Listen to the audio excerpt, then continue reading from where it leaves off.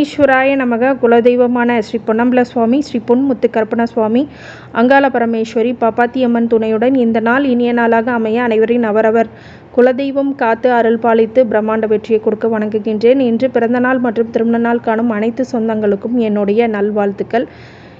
இந்த வீடியோ எதை பற்றி அப்படின்னு சொன்னீங்கன்னா, 3 வருட பலன்கள், அடுத்த வருகின்ற 3 வருட 2025, 2026, 2027 இந்த 3 இயர்ஸ் ப்ரெடிக்ஷன் எதுக்காக அப்படின்னு சொன்னீங்க அப்படின்னா, உங்களோட வாழ்க்கையில் என்ன ப்ரீ பிளான் பண்ணிக்கலாம், உங்கள் திருமணம், உங்களுடைய திருமண வாழ்க்கை, அதன் பிறகு உங்களுடைய உடல்நிலை சார்ந்த ஹெல்த் இஷ்யூஸ், ஹெல்த் ப்ராப்ளம்ஸ், இல்லை ஹெல்த்து எப்படி கொண்டு போகும், வெல்த் எப்படி இருக்கும், உங்களுடைய புத்திர பாக்கியம், இந்த மாதிரி நிறைய விஷயங்களை இந்த காணொலியில் நீங்கள் பார்க்கலாம். ஃபாரினில் இருக்கிறவங்களும் இந்த பதிவு முக்கியமானது, நீங்கள் பார்க்கலாம். அதே மாதிரி இந்த பதிவானது உங்களுக்கு வாழ்க்கையில் என்ன செய்யணும், என்ன செய்யக்கூடாது அப்படிங்கிற கோச்சார ரீதியாக 4 கிரகங்கள், சனி, ராகு, கேது, குரு அப்படின்ற ஒரு வருடத்துக்கான கோச்சார பலன்கள் இந்த 4 கிரகத்தின் அடிப்படையில் பொதுவாகவே கணிக்கப்படுறது.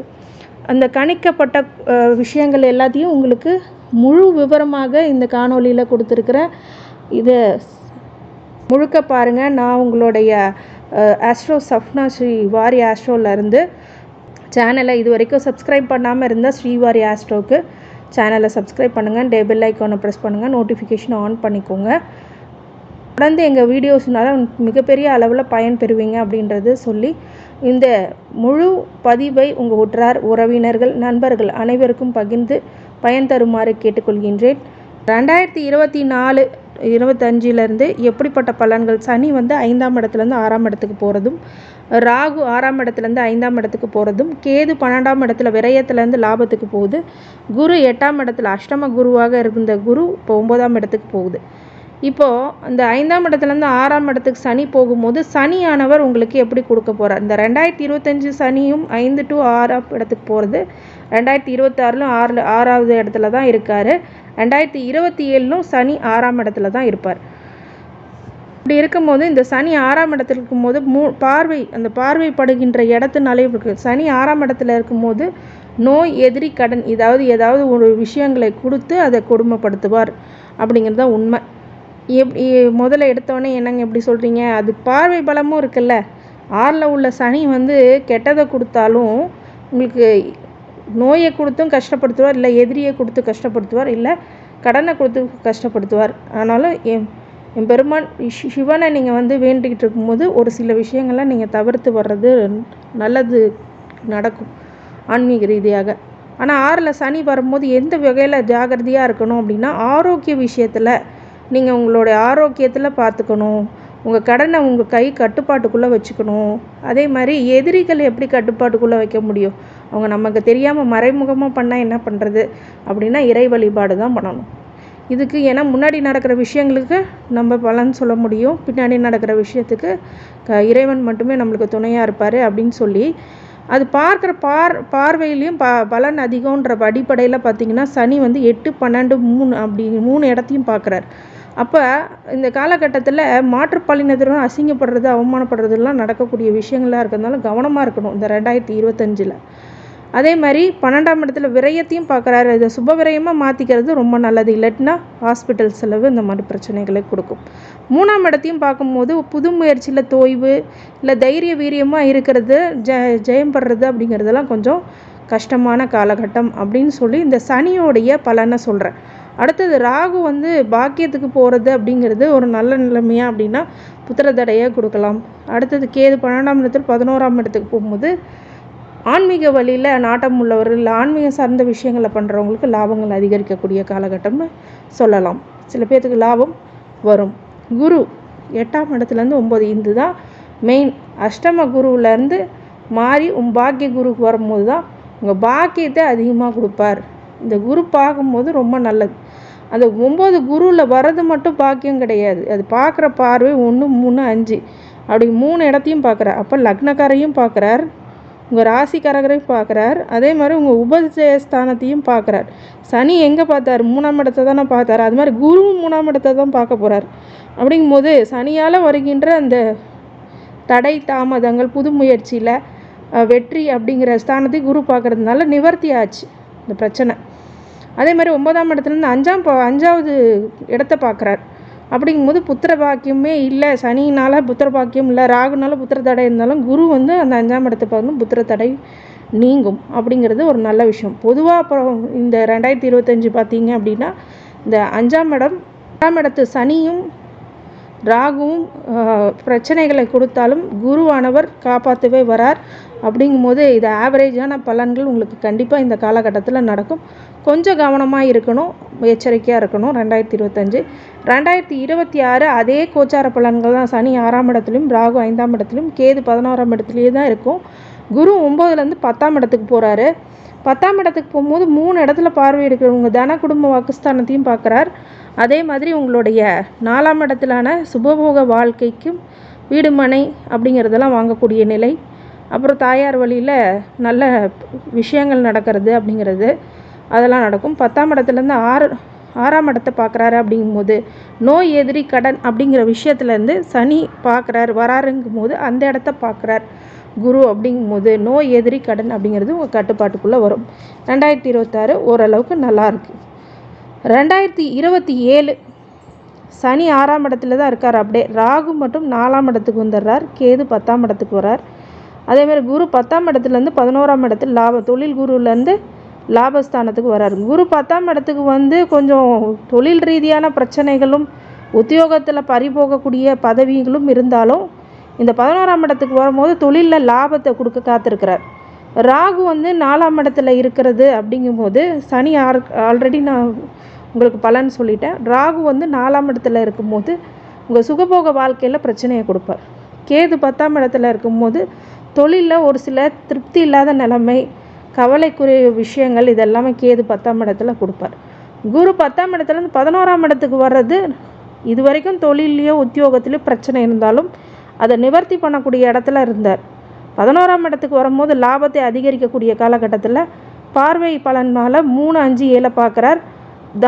அதாவது தைரியஸ்தானம், புது முயற்சி, இளைய சகோதர வழியில் நல்ல ஒரு மாற்றங்களும் ஏற்றங்களும் ஏற்படும். புத்திர பாக்கியம் கிடைக்கும். 7ஆம் இடத்துல கலத்திரஸ்தானத்தில் ஒரு நல்ல பலன்களும் உங்களுக்கு கிடைக்கும். திருமண தடையாகலும், திருமணம் ஆகாதவங்களுக்கு திருமணமாகும் அப்படிங்கிற விஷயம் பிஸ்னஸ் பார்ட்னர் வழியில் நன்மைகள் ஏற்படக்கூடியதாக இருக்கும்.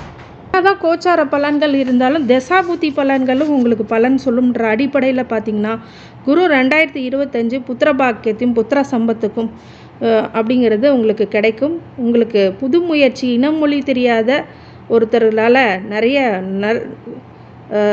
நன்மைகள் ஏற்படக்கூடியதாகவும், நண்பர்கள் வழியில் லாபம், சகோதரி வழியில் லாபம் கொடுக்கும். வெளிநாடு பயணம், வெளியூர் பயணம், வெளிநாடு தொடர்புடைய வருமானம், பாக்கியத்தை கொடுக்கக்கூடிய இடத்துல புண்ணிய காரியங்களை பண்ணக்கூடியதாகவும், தந்தை வழி சொத்துக்கள் கிடைக்கக்கூடியதாகவும், ராசி சுபிட்சைக்கு அனைத்து வகையிலுமே கொடுக்கக்கூடியதாக இந்த 2025 குரு திசையில் உள்ளவங்களுக்கு குரு பலன்கள் கிடைக்கும். 2026 குரு திசை நடக்குது ஒருத்தவங்களுக்கு அப்படின்னு கேட்டிங்கன்னா உங்கள் ஜனனகால ஜாதகத்தில் நான் குரு திசை தாங்க போயிட்டுருக்கு. அப்போ 2026 தொழிலில் முன்னேற்றம், தன குடும்ப வாக்கு, அதாவது பொருளாதார ரீதியாகவும் நன்மை, அதே மாதிரி குடும்பத்துலேயும் சுபிட்சம், மகிழ்ச்சி. அதே மாதிரி உங்களுடைய வாக்கு, இது வரைக்கும் உங்களோட பேச்சே கேட்கலைங்க, என்னோடய பேச்சுக்கு மதிப்பு இல்லைங்க, என்னோடய பேச்சை வந்து யாருமே ஒரு பெருசாக எடுத்துக்கலைங்க அப்படிங்கிறவங்களுக்கெல்லாம் இப்போ வெற்றி மீது வெற்றி கொடுக்கும். 4ஆம் இடத்துலையும் பார்க்குறாரு. அப்படிங்கும்போது உங்களுடைய சொத்து சுகங்கள் அப்படிங்கிறதும் உங்களுடைய வருமானத்தில் அதிகரித்து கிரகப்பிரவேசம் பண்ணக்கூடிய, வீடு கட்டி கிரகப்பிரவேசம் பண்ணக்கூடியதாகவும், உங்களோட சொந்த வீட்டுக்கு நீங்கள் போகிறீங்க. இது வரைக்கும் வாடகை வீட்டில் கஷ்டப்பட்டுட்டு இருக்கவங்களாம் சொந்த வீடு கட்டுவீங்க. அதே மாதிரி ஒரு மனையாவது கண்டிப்பாக வாங்குவீங்க. அந்த மாதிரி விஷயங்கள் நடக்கும். 6ஆம் இடத்துக்கு பார்க்கும்போது கண்டிப்பாக உங்களுடைய வாழ்க்கையில் ரணவேதனையாக பட்டு இருந்த நோய்கள் எல்லாம் மாறும். அறுவை சிகிச்சை நடந்துகிட்டு இருக்கவங்களுக்கு உங்கள் உடல் தேறி நல்ல நிலைக்கு வரும்.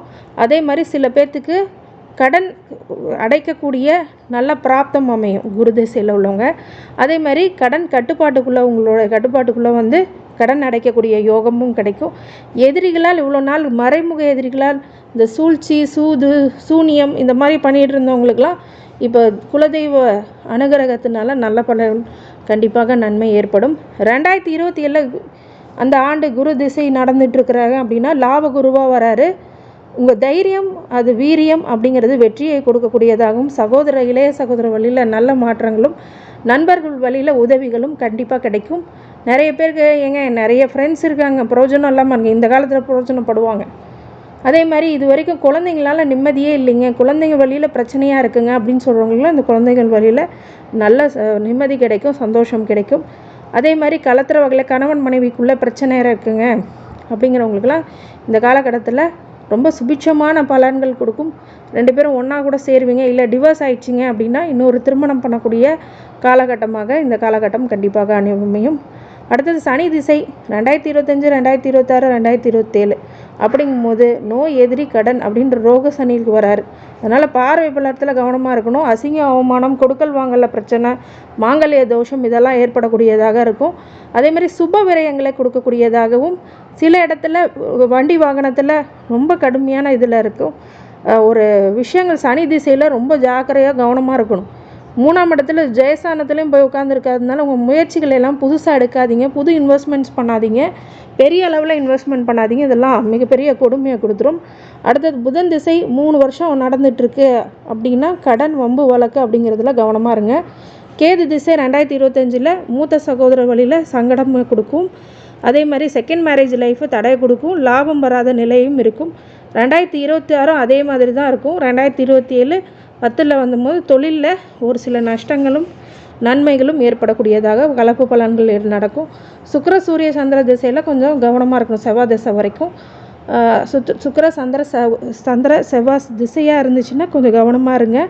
எல்லாத்துக்கிட்டையும் பார்த்து பேசுங்க, கவனமாக எச்சரிக்கையாக இருங்க. ராகு திசை 2025, 2027 புத்திரதோஷம் புத்திரவல்ல நிம்மதி இல்லாத நிலைமை அப்படிங்கிறது இருக்கும். பேரம்பேத்தி வயலில் மகிழ்ச்சி ஒரு சில பேர்த்துக்கு வயதானவர்களுக்கு இருக்கும். 2027 4ஆம் இடத்து ராகணும் வீடு மனை பிரச்சனை தாயார் வழி சொத்து உள்ள பிரச்சனை அதெல்லாமே நிவர்த்தி ஆகும். ஆனால் குரு உங்களுக்கு நல்ல இடத்துக்கு வரார் அப்படின்றது ஒரு விஷயம். 2027 ரொம்ப நல்ல பலன்கள் அது பிறகு ஏற்படும். ராகு திசையிலும் கொஞ்சம் கவனமாக இருக்கக்கூடிய விஷயமா இருந்தாலும் நல்ல பலன்களும் ஏற்படும்.